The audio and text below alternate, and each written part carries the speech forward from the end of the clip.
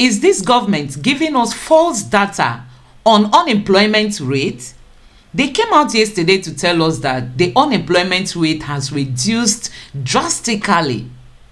Nigerians, where are we heading to at a time when so many people have lost their job? Yeah. Again, I hope it will be resolved. I wish I would. And you know, this whole situation with the unemployment rate, she also posted a tweet about that, and she came under fire. She wrote, breaking unemployment rate drops to 4.1%. Nigeria is moving forward. I mean, this is just a ridiculous situation because, as you know, like we have discussed it, what is the reason for this drop? As yesterday, the National Bureau of Statistics said that there's been that sharp drop on unemployment. They said that the figures are based on the new methodology of labor force survey undertaken in collaboration with the World Bank and International Labour Organization. Let me just take one tweet. This is an anonymous tweet. This person says, the biggest fraud and the most dangerous in leadership or management is to deliberately produce wrong data or information. The result is assured disaster. Someone has BP of 190 over 140, but tells the doctor, my BP is 120 over 80. Who will die? Another Twitter user, Atedo Peterside, also wrote, according to StatiSense, South Africa's unemployment rate is 32.6%. We in Nigeria have brought ours down to 4.1%. The only catch is that we brought unemployment crashing down because NBS Nigeria changed methodology of unemployment. I don't know whether to laugh or cry. Rufai, I don't know whether I should laugh or cry. But all right. So guys, you have seen it for yourself that they are producing data for us. When Peter Obi was canvassing, they were asking him, now statistics we go chop. Now they are giving us false statistics. Let me allow you listen to what Peter Obi got to say. You have at various times expressed optimism about winning the forthcoming election. One thing I got from that interactive session that we had was the fact that you said that don't think about voting for Peter Obi. Think about voting for yourself. Where does this optimism come from? Well, because I believe that this election is an existential election that calls for a generational change. Yeah. I've said it before, for the first time, there is in Nigeria an opportunity for an election where a party participating in the election is presenting people with character, people with competence, capability, compassion, the physical and mental energy to do the job. For the first time, have a combination of party chairman, presidential candidate, vice presidential candidate, being people that were born after the independence. We must have a generational change. We must build a new Nigeria. That's what I'm committed about. A Nigeria where Nigerians will not say, I'm from East, West, North, or South. Where they will not say they are Muslims or Christians, but they are Nigerians, and they're happy. That's why I'm going to invest in entertainment, in sports, in all those factors that unite us. Yes. They make it productive, where people's talent to match up the opportunity. That's why I'm going to go to the north and make sure that all those cultivated lands are cultivated, start pulling people out of the poverty, have a few stock for industries that have been shut down.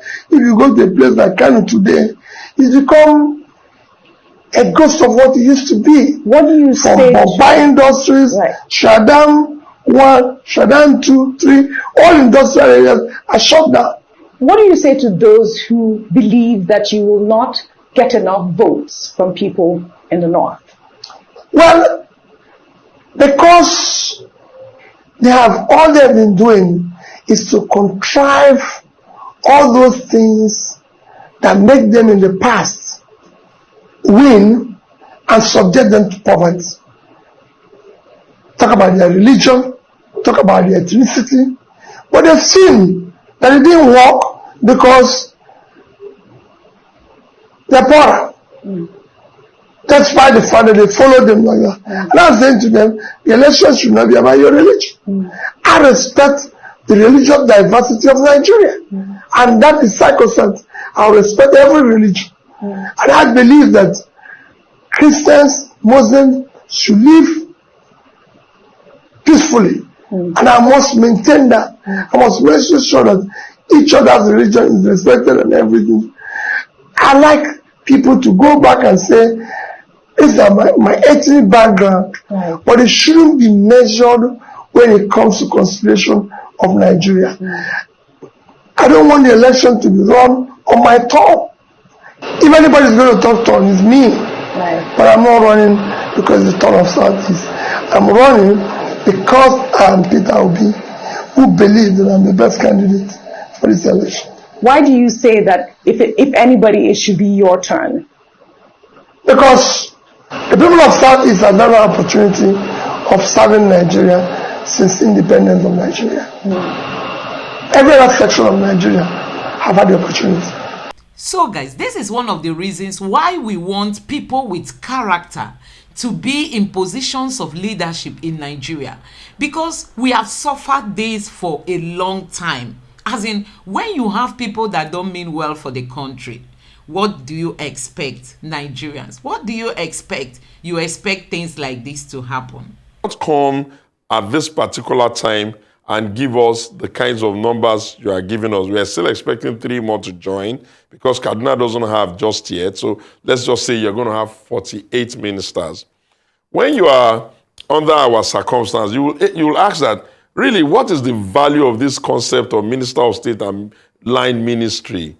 Then you would then say, if the federal government is behaving this way, how does it encourage the states to do otherwise?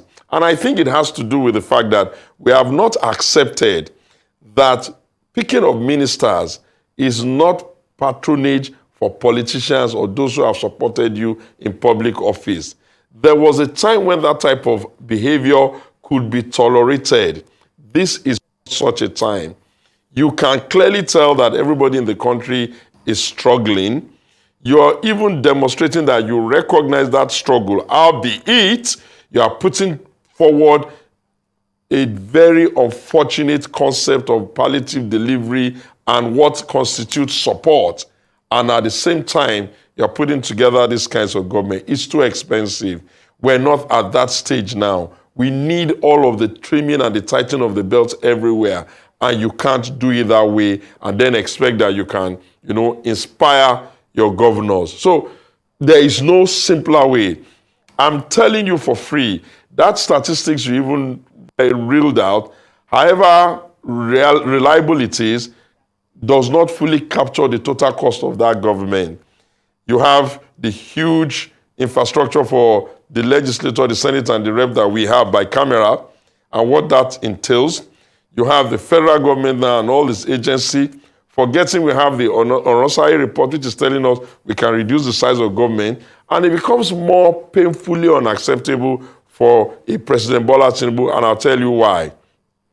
For decades, the conversation in the part of the country where it has come from is restructuring and deregulating and putting more powers to the zones. And I have also known that a lot of people who have worked around the president, either as president or vice president, always tell you that the power at the center is too much and probably unwieldy. Why would you come at a time when you are inheriting a government that is from your party, where yourself and your government of APC created the mess, and now you are coming to shove it in our face as though everybody must scale down, but you in the national, you must scale up. That cannot be right, that cannot be correct, and you will not be showing the right attitude and the right reason for the Nigerians to empathize with his government and have hope with his government. You've been elected since February. You're putting your government, your ministers together now. There's nothing that says in the law that you have to wait until the very last day before you bring up your ministers. And you don't have to then bring people that all of us within the Nigerian space can tell you, really, we can't find somebody else but this one. We can't find somebody else but this one. We can't find somebody else but this one. And you cannot have an economy that is slightly pinching the populace, and then you start to encourage your ministers to speak over the heads of the people they want to serve in a bully, garrulous, I'm going to do this, we are going to do... No. You are going to lose the citizen that way. And even if the citizens are helpless, because the election has come and gone, you are going to ensure that you cannot give them the gusto and the hope and the passion that you need that can drive their patriotism. The people can... So Nigerians, it is time to start holding these leaders, accountable. They can't just come up and play all kinds of government and get away with it. Let's keep fighting for a new Nigeria. Let's keep fighting for a fresh brand Nigeria. And all eyes must be on the judiciary, because from the look of things, this government does not even know what to do to arrest the situations we are into. Let me know what you think in the comment section below. Thank you.